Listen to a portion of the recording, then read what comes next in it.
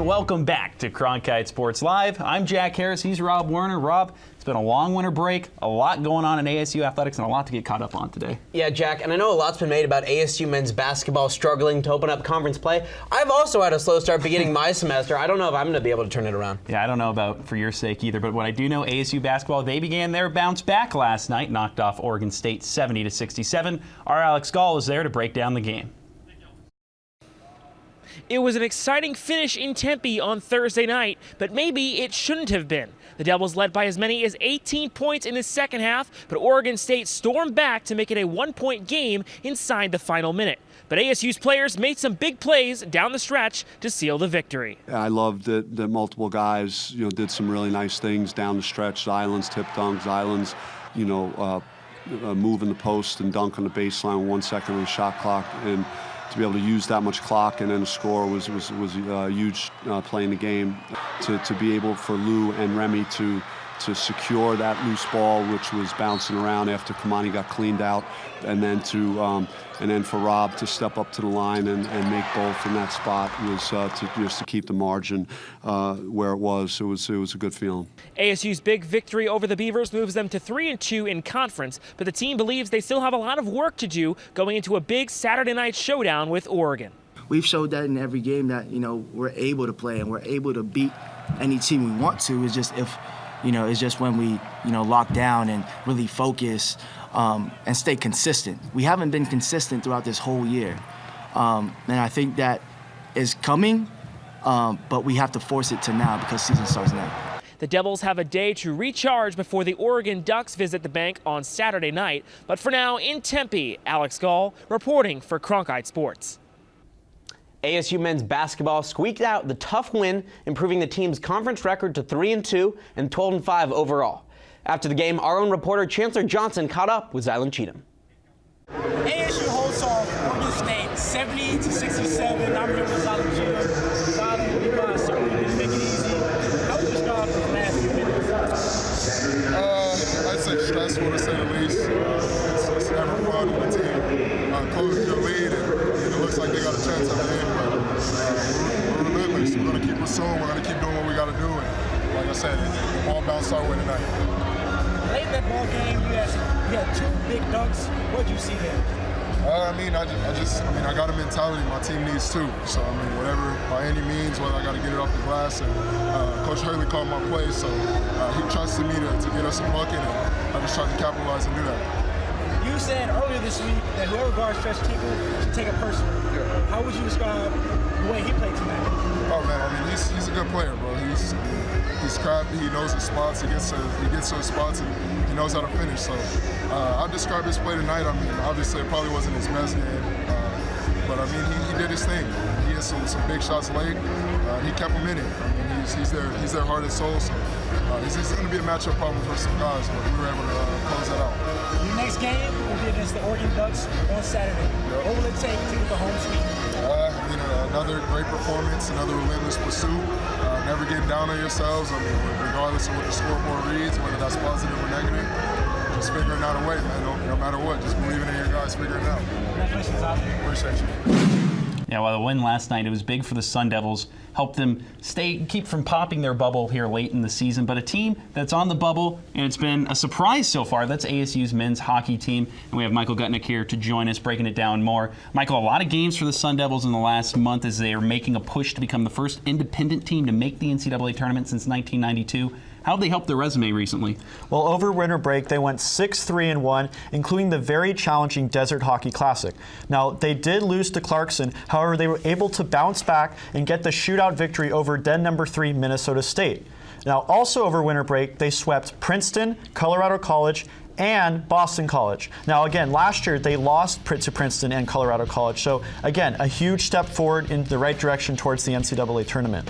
Yeah, unlike other sports that use committees to decide the at-large bids for tournaments, in hockey, it's decided exclusively by the pairwise rankings. ASU right now is number 12 in those. Can you just explain what they are and how good ASU's chances are to make the tournament? So looking at it from a big picture, 16 teams make the tournament, and 6 of those are from conference champions, which ASU, of course, being independent, leaves only 10 spots left.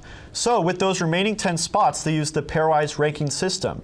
Now, the 3 criteria that go into the pairwise ranking system is the head-to-head record, the record for similar opponents, and the RPI. Now, as you mentioned, ASU is currently ranked 12th. If you look at their schedule coming up, they don't play anybody higher than them in the pairwise ranking system. Now, again, the 2 biggest series that stand out are against RIT and American International College. If ASU was to lose to 1 or even 2 games against them, that would drastically hurt their chances of making the tournament. So I think if ASU can go 6-2 without losing to either of those 2 schools, then I think they have a very good chance of making the tournament. Yeah, lofty goals there. If they're going to do that, they're going to need for Johnny Walker and goaltender Joey DeCourt to continue being the stars. The pair were both nominated for the Hobie Baker Award this week, college hockey's equivalent to the Heisman. What's enabled these 2 to be so good all season? I mean, if it wasn't for Walker and DeCourt, they wouldn't even be in consideration for making a berth to the NCAA tournament. Walker continues to find the back of the net. It's remarkable. He's got an NCAA leading 19 goals on the year, and when he's not finding the back of the net, Joey DeCourt has been lights out. I mean, he leads the country in wins, saves, and shutouts. I mean, just overall remarkable. Again, on Thursday's practice, they were very honored to earn recognition for the Hobie Baker Award, and again, just a remarkable campaign as they continue to push on to the NCAA tournament. Yeah, Sun Devils 8 games left. They have a chance to make the postseason, and Michael and the rest of our Hockey Men's coverage team will have all the coverage at cronkitesports.com. Well, meanwhile, ASU's women's club hockey team is entering the final stages of its campaign too, and this year it's being bolstered by a pair of players and friends who sat out a season ago. Our Troy Tauscher has the story. This season of Arizona State women's hockey has been defined by the fact that the team has 11 freshmen, nearly doubling up on the roster size from a season ago. However, new recruits are not the only players who have added to ASU's depth this season. Junior defensemen Elisa Manny and Madison Cananez both played for ASU in its inaugural season, but sat last year due to personal reasons. Since meeting at ASU, the 2 have formed a strong friendship and are always propping each other up on game day.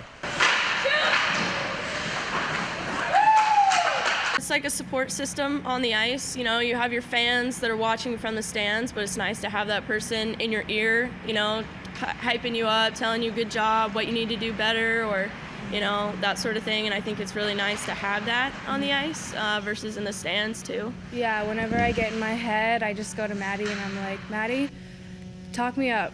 And it's we good work to it have, out. It's good to have that support, that best friend on your team. The 2 have been regulars on ASU's blue line throughout the season, and Manny especially is making an impact on the score sheet.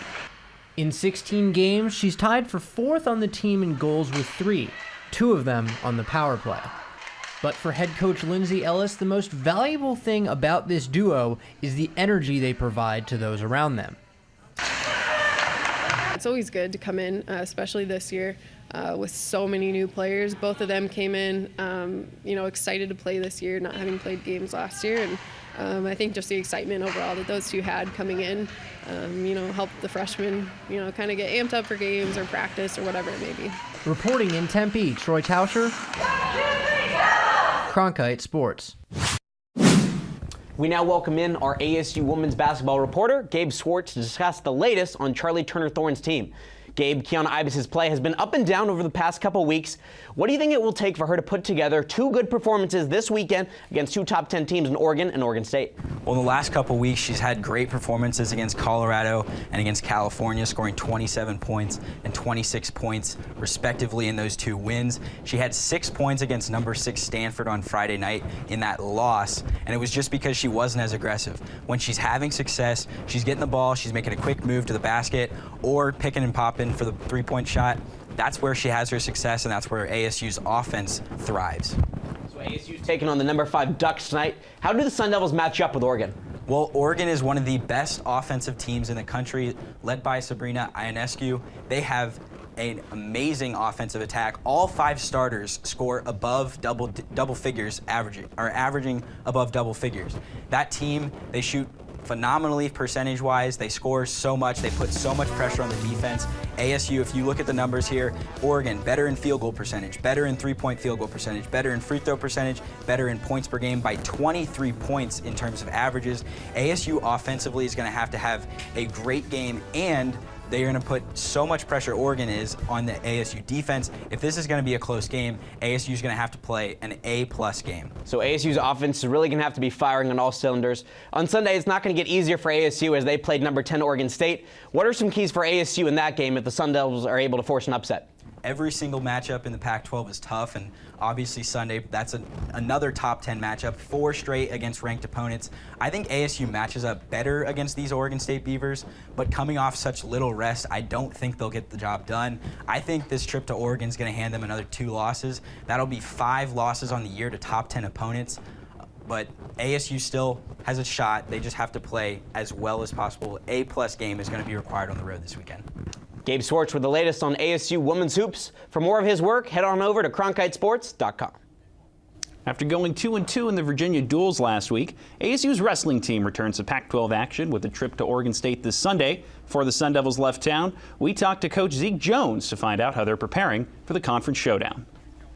So 2-2 at Virginia Duels, 4th place. How would you kind of assess the performance? Well, it's it's not what we want, of course. It's a game of inches in every dual meet we're in. As you can see, it can be a number 2 team or a number 20. It doesn't matter. The personnel that we have, it's always going to be a close battle. Certainly not happy with it, but understand that the bottom line, of course, wins first, but improving, making sure that we're getting better in every weight class, and as long as we're doing that, that's good, heading into, the rest of the season and ultimately the NCAA Tournament. Yeah, like you said, you got a few more roadies coming up. How have you been able to keep the team prepared and keep them focused? Well, I think, the natural focus is going to be get your butt kicked. Are you going to get tough, and are you going to fight back, or are you going to lay down, right? I think the motivation too is it's like in anybody's mind. Doesn't matter what your record is. Once you head into the Pac-12s and the NCAA Tournament, you're 0-0. That kind of happened to Cornell Norfleet. He was, I don't know what he was and what he was. When he went to the Pac-12, he goes, hey man, I'm 0-0. I can go to the NCAA Tournament. I can win. And he won the Pac-12 and got him the NCAA Tournament. He would have never got there any other way. But I think everybody feels that, if you can call on the magic at the end to be ready, that's what counts. But you don't get there without the preparation, and you need something that validates it. You can't just call on magic alone. You got to have the skill and the technique and the drive. And I think right now, the end of the season keeps them motivated to believe. But right now they're in grind, they're in a hard grind, and they've taken some lumps, and they're deciding what kind of team they want to be. Yeah, well, a lot going on with ASU's teams, but also a lot going on social media the last couple of weeks. And to break down all of it, we bring on social media expert Harley Year Out. Harley, hope you got some good stuff for us, man. Yeah, it was a great winter break. I hope you guys got some relaxation. I know I sure did. Hope you had a good New Year's Day as well. Bring in the new year, you think about New Year's resolutions, right? Now, I don't know if you made any, but ASU wide receiver Brandon Ayuk sure seems like he did, posting a series of kind of cryptic numbers here. Now, to the naked eye, this might not look like much, but being the sports savants we are, I think this is a stat line here. I think these are his projections for this season.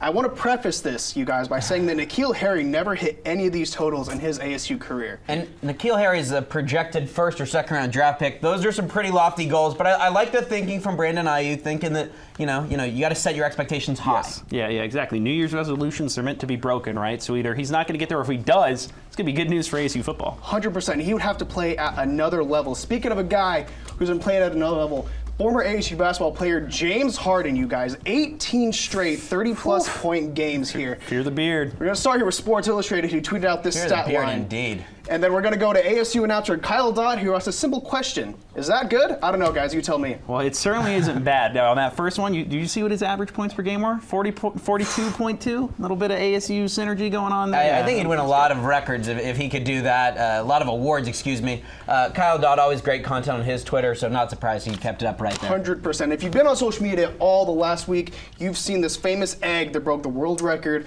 for most likes at almost 50 million right now. The 942 crew took took advantage of this, posted this tweet.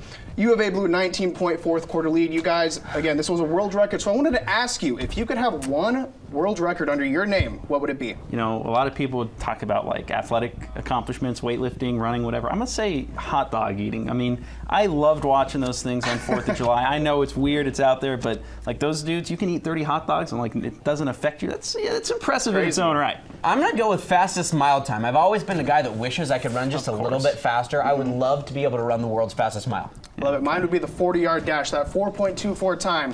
Tough to beat. I think you can beat that, Harley. Ugh, take a lot of training. Take a lot of training there, Rob. But Harley, thanks very much, and great tweets. And in the past 5 weeks, ASU football, 5 players have reportedly decided to transfer away from the program. Student-athlete transfers are a major factor in Division I athletics, but now the process by which players are entering the transfer portal is changing. For more, here's Gabrielle Descharmes on the impact. The college football season is over, and the season of athletes transferring schools is just getting started. This year, the transferring process is a little bit different, as players now use a new system known as the transfer portal.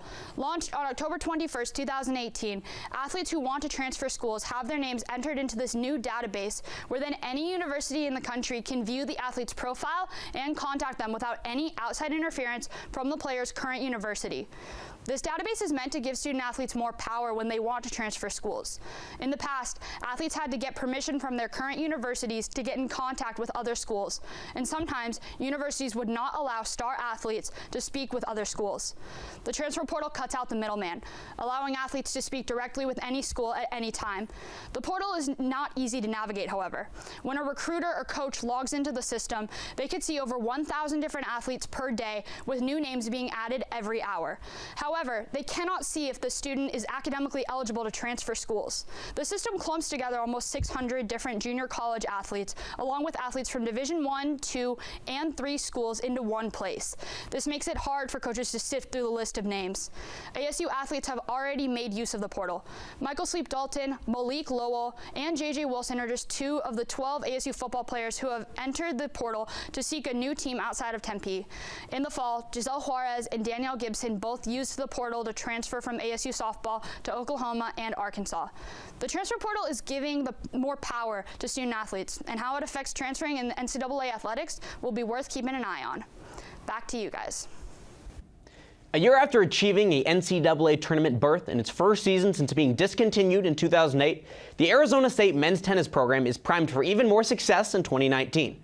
The Sun Devils, led by head coach Matt Hill, finished 14-11 in 2018 with a year-end ranking of number 38 in the nation. But after bringing in 3 highly coveted transfers in Justin Roberts, Dominic Kolofsky, Nathan Pomwith, and returning 6 players from a season ago, the Sun Devils sit at 24th in the Oracle ITA preseason rankings. ASU kicked off matches this season in the inaugural Tempe Collegiate Cup against the 3 top 20 teams: TCU, Mississippi State, and Illinois.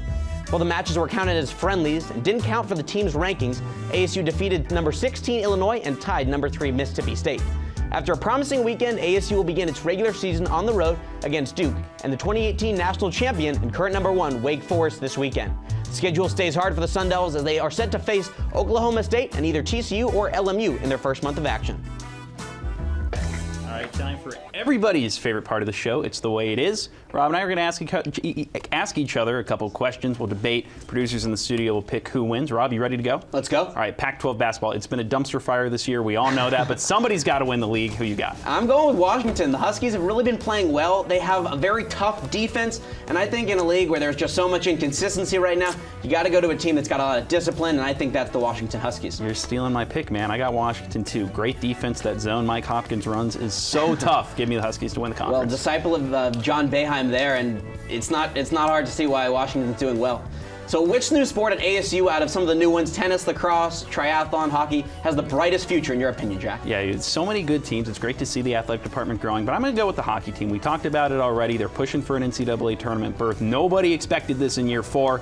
They're on a roll. And James Harden's been on a tear recently, putting up 50-plus points in consecutive games this week.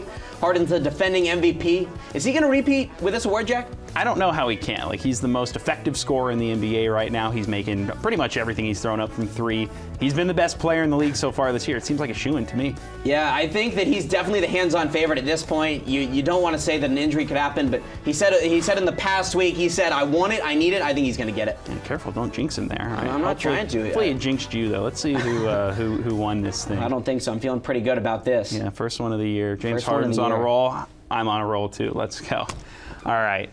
Michael Crow's fingerprints are all over Arizona State. As the university's 16th president, most of what he's touched has turned to gold. From innovation to honors colleges to infrastructure, Crow has led with a master stroke. But he's left some ugly smudge marks too, including his comments about the Pac-12 this past week. In an interview with AZ Central, Crow reaffirmed his support for beleaguered Commissioner Larry Scott, under whose guidance the Conference of Champs has become the Conference of Chumps, falling behind its Power 5 peers in college football playoff appearances, men's Final Four berths, and most notably, the amount of money it distributes to its schools.